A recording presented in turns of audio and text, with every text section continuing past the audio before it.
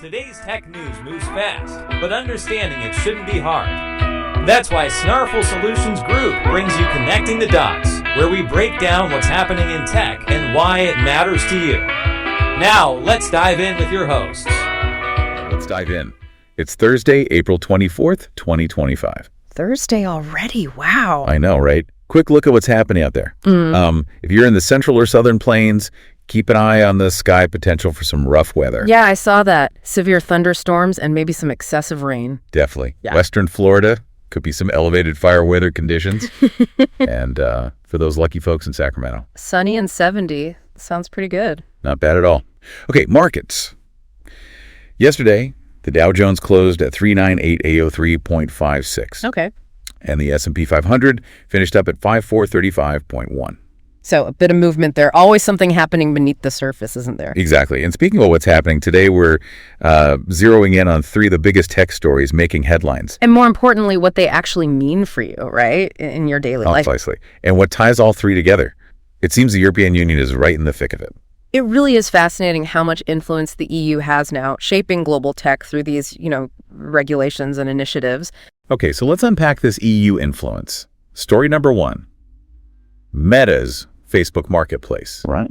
The European Commission has decided it no longer qualifies under the Digital Markets Act, the DMA. And the DMA, just as a quick reminder, that's the EU's big rule book for making sure the huge online platforms, the gatekeepers, play fair. So why the change for Facebook Marketplace? Apparently it had fewer than 10,000 business users in 2024. Yeah, that's the key number here. The DMA targets those really dominant platforms, and being under the DMA means you have a whole list of do's and don'ts. So if you're someone who uses Facebook Marketplace in the EU, maybe buying or selling, what does this actually mean? Well, practically speaking, it could mean slightly fewer specific DMA regulations affecting how businesses operate on that particular platform within the EU. Okay. It suggests the Commission doesn't currently see Marketplace, based on that business user count, as hitting the threshold for being a major gatekeeper itself. It's interesting, though. It really highlights how closely these regulators are watching, isn't it? They're tracking user numbers, potential market power. Absolutely. Defining who's big enough to warrant these specific rules. And, while 10,000 business users still sounds like a lot, in the grand scheme of Meta, maybe the EU sees it differently now, like compared to Facebook itself or Instagram. That's a really good point. It could signal maybe a more nuanced view from the EU, differentiating between the various services these tech giants offer. Yeah, maybe seeing marketplaces having a less dominant role than, say, the main social network. Potentially. Or at least not meeting this specific definition under the DMA for now. It's one to watch. All right, let's move to story number two. And this one involves some pretty big numbers, money. Yes, the fines. The European Commission has hit both Apple and Meta with significant fines for violating that same Digital Markets Act. We're talking $500 million for Apple and $200 million for Meta. These are the first non-compliance decisions under the DMA, so it's a big deal. Definitely sends a message. So what did they actually do wrong, according to the Commission? Okay, so for Apple, the main thing was breaching what they call anti-steering obligations. Anti-steering? Okay, what's that in plain English? Basically, it means Apple wasn't allowing app developers to properly tell you, the user, about cheaper ways to subscribe or buy things outside of the App Store. Ah, right. So if an app developer had a better deal on their own website, they couldn't really point you there directly from within the app. Exactly. The EU says that stifles competition, keeps people locked into Apple's system, Okay, makes sense. And Meta, what was their issue? For Meta, it was about choice. The DMA says users should have a genuine choice for a service that uses less of their personal data. Right, the personalized ads thing. Precisely. The EC felt Meta wasn't giving users a sufficient way to opt out if they didn't want their data used so heavily for that. So the accusation for both is basically making it hard for users to go elsewhere or control their data. And the EU is serious. They've got 60 days to comply or face more penalties. Yeah, the clock is ticking. Now, the reactions from the companies, they were pretty strong, weren't they? Oh, absolutely. Meta basically called the fines an unfair multi-billion-dollar tariff restricting personalized ads. A tariff, wow. Yeah, and they argued it forces them to offer an inferior service, and even suggested the EU is handicapping American companies while maybe going easier on others. That's quite the accusation. Yeah. Really shows the tension there. What about Apple? Apple also came out swinging. They're appealing, saying the EU is targeting them unfairly, harming user privacy and security. And security, okay. And essentially forcing them to give away tech for free. They even mentioned putting in hundreds of thousands of engineering hours for compliance while feeling like the rules keep changing. You can almost hear the frustration, can't you? Moving goalposts. Definitely. So the upshot for you, the user, well, for Apple users in the EU, this could eventually mean more transparency in the App Store. Like seeing those alternative purchasing options more clearly. Maybe saving some money. Potentially, yeah. And for Meta users, maybe more direct control over data use for ads, though Meta argues, that makes the service less useful or personalized. It's that constant push and pull, isn't it? Big tech versus the regulators over competition and consumer rights. It's a story that's far from over. We'll definitely see more chapters. Okay, let's shift gears to our third tech story today. This one's about something you might actually see in the box with your next phone or tablet in the EU. Ah, the EPRL sticker. Yes. Starting June 20th, 2025.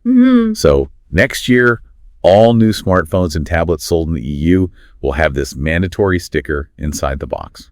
This is all about sustainability and giving consumers better information, basically, going beyond just the specs and the price tag. So like those energy efficiency labels we see on, say, washing machines or fridges. That's a perfect comparison. Same idea. It's meant to give you clear, standardized info on energy use, but also battery life, how tough the device is. Durability, okay. And importantly, how repairable it might be. It's all part of a wider EU push to boost energy efficiency and encourage more sustainable choices by 2030. Which devices exactly will get these stickers? Is it everything with a screen?